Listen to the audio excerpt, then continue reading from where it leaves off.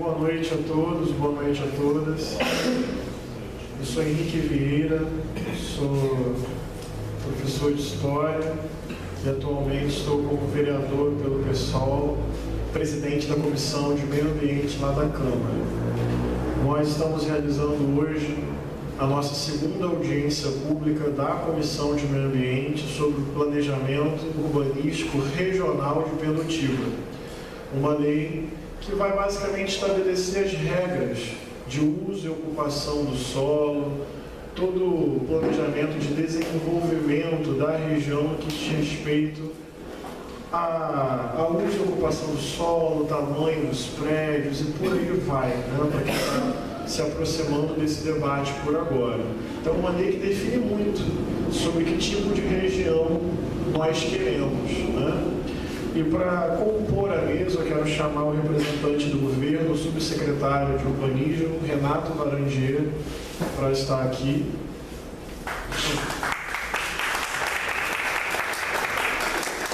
Obrigado, Renato, pela presença.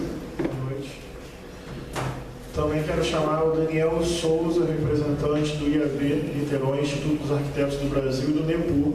Seja bem-vindo, Daniel, para a mesa. Daniel hoje, inclusive, está substituindo a professora da UF, a Regina Bernstein. Nós estamos aqui com a publicação no Diário Oficial da audiência pública de hoje. Também foi convidado para compor a mesa o secretário de Meio Ambiente, Thiago Lubac, mas que ainda não chegou até esse momento. Nós vamos ter primeiro considerações iniciais da mesa, do Renato Laranjeira, subsecretário, representando a Prefeitura, também uma análise do PL feita pelo IAB e pelo NEPUR, que vai ser a apresentação do Daniel. Imediatamente depois, nós já abrimos para perguntas, críticas, sugestões, colocações de vocês, para que depois, especialmente o Renato, que é o representante da Prefeitura, possa responder.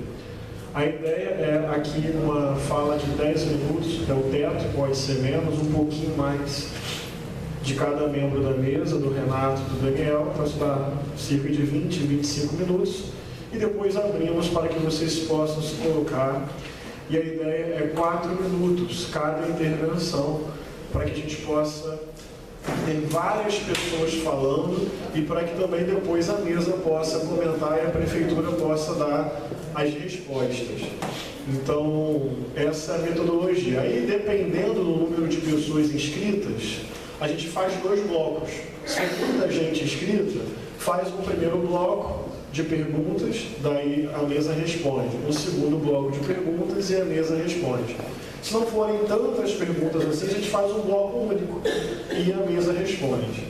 Uma proposta que a gente está trazendo na audiência pública de hoje também é a seguinte: vocês fazem as perguntas, a mesa responde, mas nós estamos hoje propondo que a fala final não seja da mesa, ou seja, depois que a Prefeitura fizer as suas considerações, nós vamos abrir para 5 inscrições no máximo de vocês. Então, na verdade, a audiência pública termina com a fala do público. É a nossa proposta, é a nossa forma que a gente está experimentando cada vez mais modelos de audiência pública que sejam democráticos, que o povo possa falar, possa comentar, possa influenciar e a Prefeitura responder. Então, assim, muito obrigado, né? Segunda-feira à noite, trânsito caótico, chovendo, frio. Então, muito obrigado pela presença de vocês aqui. Sim, o vereador Beto da Pipa está presente. Está aí, Beto? Ok, Beto da Pipa, que é o presidente da Comissão de Urbanismo da Câmara Municipal. O Fabiano está aqui como assessor representando o mandato do vereador Bira Marques. A Cíntia Gohan está aqui representando o mandato do vereador Paulo Eduardo Gomes. O Pedro, flamenguista, está ali representando o mandato do vereador Bruno Lessa, que também já está a caminho, ligou agora há pouco. Acho que vale a pena dizer que está acontecendo uma audiência pública sobre o Caio Martins, então vários vereadores também, imagino eu, estão lá. Então, para a gente começar de imediato, O Daniel, cadê o Daniel? Daniel do pessoal, não sei. Ele foi comprar água, ele vai fazer as inscrições de vocês para quem for fazer as perguntas, ok? Está ali também o Ricardo Garcia, representando, desculpa, viu, Ricardo? O mandato do vereador Daniel Marques, que não pôde estar presente, está acompanhando a família de um amigo, o Bruno Raposo, que está hospitalizado. Aquele que acabou de chegar, que é o Daniel, que eu havia falado, levanta a mão, Daniel, rapidinho.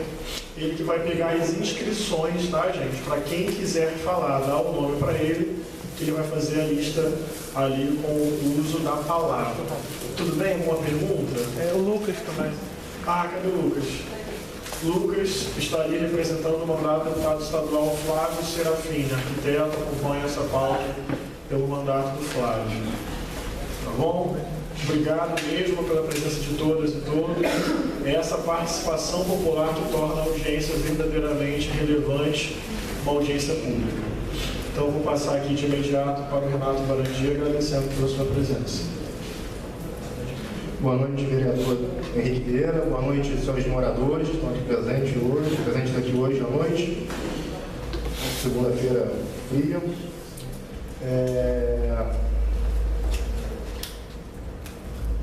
Obrigado também, mais uma vez, pelo convite de poder participar de uma audiência pública. Mais uma oportunidade de explicar o projeto de lei do PUR de Pendotiba, do Plano Urbanístico Regional para a região de Pendotiba. O Plano Urbanístico de Pendotiba é um projeto de lei 109 de 2015, foi enviado pela Prefeitura de Niterói à Câmara dos Vereadores em maio desse ano, mas a construção desse plano começou antes, vem lá do ano passado, onde antes mesmo de construir o plano, antes mesmo de ter qualquer tipo de lei, de legislação, de minuta já preparada, a Prefeitura decidiu realizar etapas de participação pública para ajudar na construção já do projeto de lei, ainda antes de enviar ele para a Câmara. Desde o ano passado a gente vem discutindo, foram reuniões com o Conselho Municipal de Política Urbana, foram oficinas, fizemos audiências públicas, consulta com especialistas da região, e assim vem sendo construído desde novembro do ano passado esse projeto de lei. Em maio desse ano, o projeto de lei foi enviado à Casa Legislativa e desde então estamos presentes, nos fazendo presentes a todos os convites de audiência pública que são feitos para ajudar a esclarecer e explicar o projeto de lei. Esse projeto de lei é uma lei de uso do solo, tecnicamente dizendo, que prevê o ordenamento territorial da região de Pendotiba. Ele prevê regras de parâmetros de uso, de ocupação do solo e de parcelamento para a região. E tem como objetivos principais preservar as áreas verdes que ainda restam na região de Pendotiba. Para isso estão sendo criadas zonas de proteção, zonas de conservação da vida silvestre, zonas restritivas residenciais. Além disso, ele também pretende preservar a ambiência urbana da maior parte da ocupação urbana consolidada da região.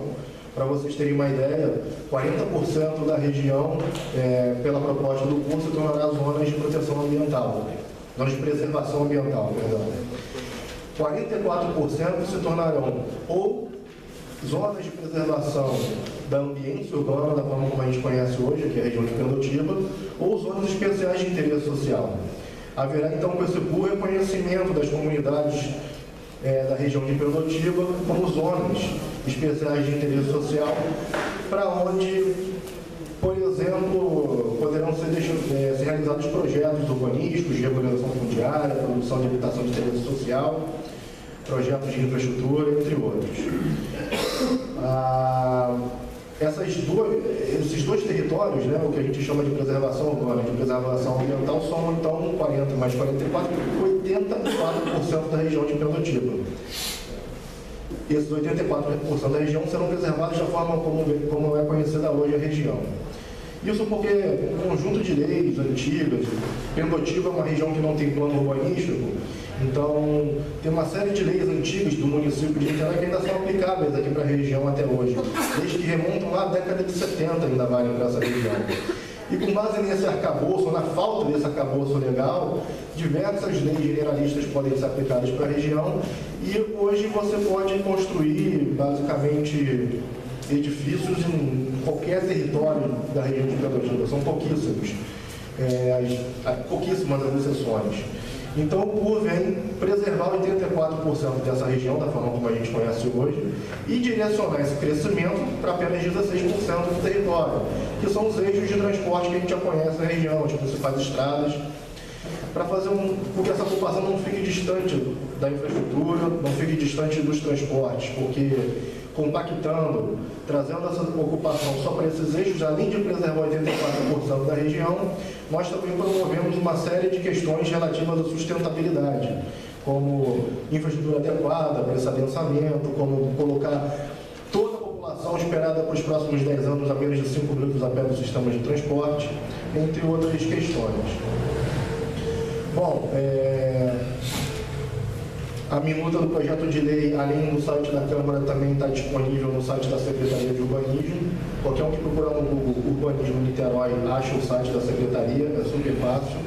Lá tem um link direto para o Porto de Pendotiba, onde, além do projeto de lei, existe uma série de outros documentos que foram produzidos ao longo desses últimos 10 meses de elaboração do projeto de lei. Essas são as finalidades principais do Porto de Pendotiba, mas não são as únicas. Obviamente, quem tiver dúvidas sobre o Porto, estou aqui disponível para responder a qualquer questionamento. Muito obrigado, boa noite. Obrigado, Renato. Passo a palavra para o Daniel Souza, representante do IAB, Instituto dos Arquitetos do Brasil, Seção Niterói, e do NEPUR, Núcleo de Estudos, lá da UF, na área de Planejamento Urbano, Regularização Fundiária. Boa noite. Eu trouxe uma apresentação. Alguém pode pilotar o computador? Eu vou me apresentar. Meu nome é Daniel, eu sou arquiteto de formação, sou calouro do Renato, toda a minha apresentação vamos falar isso. E hoje estou aqui trazendo uma leitura crítica do plano que vem sendo discutido, né, do IAB e do NEPUR, que é o Núcleo de Habitação e Planejamento Urbano da UF, que a gente fez conjunto. Eu vou tentar ser sucinto, fiz uma apresentação um pouco mais longa, mas eu vou tentar dar uma resumida. Então a gente tem na cidade, na verdade, projetos de disputa dentro dessa cidade. Pode passar para a próxima? Uma primeira crítica que a gente já vem fazendo, e o Renato já está cansado de me ouvir, é o seguinte, né? A gente está começando a discutir o nosso bairro e nossa vizinhança antes de discutir a cidade como um todo. Isso para a gente já é uma questão que a gente acha que é uma orientação equivocada por parte da prefeitura. A gente já vem fazendo várias discussões em relação a isso, tem outras iniciativas que a prefeitura vem fazendo. Por quê? Porque quando você quer discutir, por exemplo, mobilidade, que foi um dos pontos que o Renato colocou aqui, é muito difícil você discutir esses pontos sem estar interligado com o restante da cidade. Então, uma outra questão que esse plano também traz é a falta de uma relação com o plano de mobilidade que pensa a cidade como um todo. Pode passar. Então, a cidade, na verdade, eu vou começar por ali, é pensar um pouco a cidade do ponto de vista de como ela é planejada. A gente tem 5 regiões, como temos Pendotiba, nós temos mais 5, a área central, que é a área do Icaraí, a área da Zona Norte, Fonseca, região oceânica, também temos a outra região, que é a leste, que também não tem plano urbanístico ainda. Estou falando assim para ver se todo mundo, se a gente dá uma nivelada, todo mundo pega as informações que eu acho que são importantes. Passa para a próxima. Aí tem uns dados que eu acho que são interessantes, que eu acho que todo mundo deve estar percebendo fortemente hoje, que é por que a gente discute a cidade. Eu peguei alguns dados que são importantes, que mostram a valorização do solo, ou seja, o valor da terra, como ela está crescendo na nossa cidade. Né? E eu trouxe algumas informações que acho que são importantes para a gente pensar a cidade como um todo. Por exemplo, na área central da cidade, a gente vê de 2008 a junho de 2015, está ali a faixa, a gente vê uma valorização muito alta. Está vendo? A gente vê uma valorização alta também na região oceânica, que é o início de valorização na região de Pendotiba. Ou seja, os aluguéis podem estar ficando mais caros. Aí eu até estou querendo saber se vocês estão sentindo isso. Não, aluguel não. Quer? Barato, o mercado está barato, as compras estão baratas, aluguel está barato, tudo barato. Está tudo barato? Tudo barato. Então a gente está trazendo esses dados que são importantes para a gente discutir. Né? Aí, enquanto a gente tem essas informações, o que a gente tem como políticas que o Executivo tem tocado na nossa cidade? A gente tem um plano de urbanização da área central, essa área mais valorizada da cidade. A gente tem a construção da transoceânica para aquela região, já vem valorizando. E a gente tem o PUR de Pendotiba agora, que é uma fronteira de expansão urbana, vamos dizer assim. Pode passar, por favor? Só que uma questão que a gente tem que discutir, que eu acho que é fundamental para a gente entender a cidade, é onde os pobres vão morar. Se a gente vê uma cidade que vai crescendo e começa a se valorizar dessa forma, como é que a gente vai garantir que a população de baixa renda possa ter acesso à terra? Então, acho que para nós isso é uma questão fundamental. Não é à toa que a gente tem assistido ocupações na nossa cidade. Né? Então, eu queria colocar, pode passar, colocar algumas coisas que eu acho que são importantes. Esse é o plano que está desenvolvendo. Passa rapidinho, qualquer coisa eu volto. Aí eu queria. Não. Aí, aqui é a questão de gabarito. Por exemplo, nas áreas mais escuras é onde os gabaritos estão chegando a 10 pavimentos ou 8 pavimentos. Passa para a próxima. A densidade, você vê que a cota de densidade nas áreas também no miolo estão mais altas. Vai. Menos permeabilidade, ou seja, mais solo impermeável. Vai. E a taxa de ocupação, 50% em toda essa área azul do território. Vai. Ou seja, a gente agora volta para uma questão. Não, pode botar naquela lá. As diretrizes do plano que o Renato descreveu aqui, elas apontam que a necessidade de integração da habitação de interesse social com reserva de terrenos vazios e subsidiariedade para a construção de áreas de interesse social. Por que isso está nas diretrizes do plano? Por que é importante a gente pensar áreas vazias para a população de baixa renda poder morar? Por que isso é importante? Porque isso ajuda com que a gente possa pensar a cidade dentro da lei que a gente estabelece. Porque não basta a gente dizer com palavras, por exemplo, que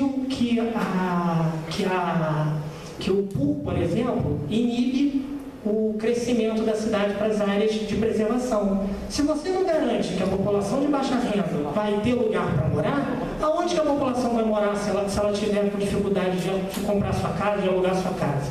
Ela vai subir as encostas. Como ela vem fazendo em todos os lugares. Onde está acontecendo isso? Não está acontecendo isso? Exatamente.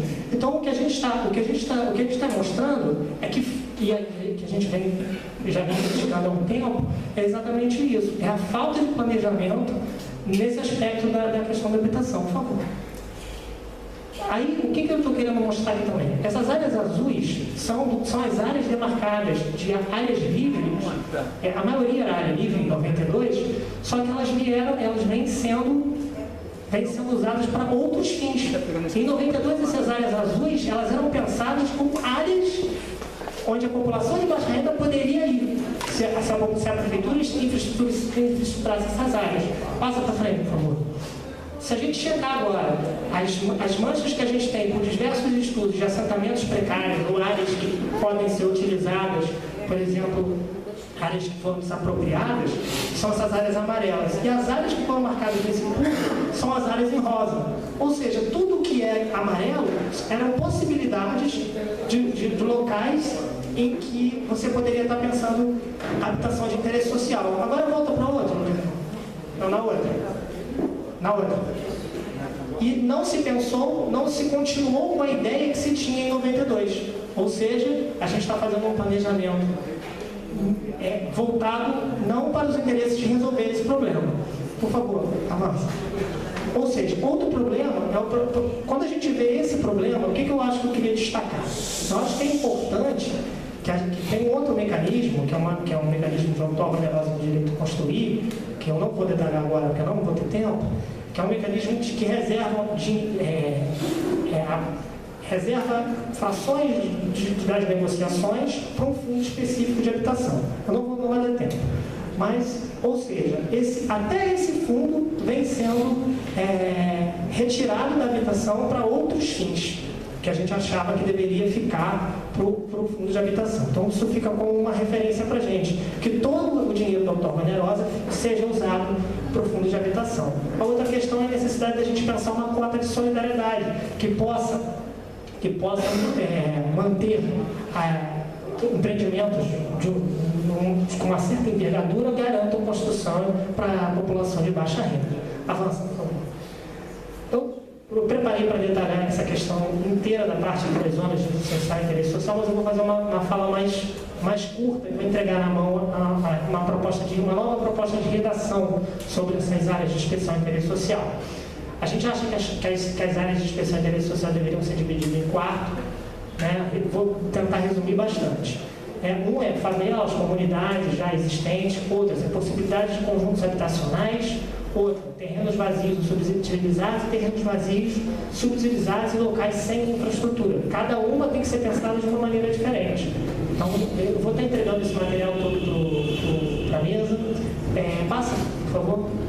Outra questão que a gente acha importante é que, no artigo 19 da lei, a gente achava que era importante que constasse que a questão da habitação fosse pensada junto com o plano local de habitação, que também não está vinculado a essa discussão. Outra questão, que eu acho que é importante para nós arquitetos, é garantir assistência técnica gratuita para a população de baixa renda, para a gente pensar na regularização fundiária, na melhoria da habitação, por favor. Esse seria o detalhamento das EIs, eu não vou entrar nisso agora, não dá tempo. Algumas questões que eu acho importantes serem frisadas. Por exemplo, nas EIs daquelas faixas ZZ6 de corredor, né, que chama, não está sendo permitida a construção de unidades habitacionais, né, casas sobrepostas a agrupamentos residenciais, são uma coisa que a gente está questionando. Outra questão que a gente vem mencionando, que está nesse quadro 4 da lei, é que, por exemplo, eles garantem 7 pavimentos para habitação de interesse social, enquanto a lei só permite 5. Eu não sei se isso foi mudado na última reunião do Compul, não sei como é que está essa questão do lote mínimo para a regularização fundiária, isso é uma questão importante que a gente está querendo trazer, é que a gente garanta que realmente fique 250 metros quadrados, né? E por aí vai. Não vou entrar, acho que como é que está meu tempo? Tá, passa. Aí eu só queria fechar, né, que aqui, como eu estou falando em nome do NEPUR e do IAB, a gente teve essa apresentação juntos. Queria só falar do papel da universidade, que eu acho que é importante, que a universidade ela atua atendendo a chamadas, né? A gente não tem a função, a gente não é o poder executivo, né? O NEPUR ele faz esses trabalhos de assessoria em regularização fundiária em diversas comunidades que são atingidas. Trabalhamos em Vila Autónoma, comunidade que hoje teve mais demolições, né? Vila União de Curicica, Rui Pavuna, Mama África, aqui em Niterói e também em São Gonçalo. Então, é só uma pequena apresentação da nossa referência, né? E que a gente está aí disposto para tirar qualquer dúvida e estar junto aí nessa batalha, que a gente possa melhorar o plano urbanístico da nossa cidade.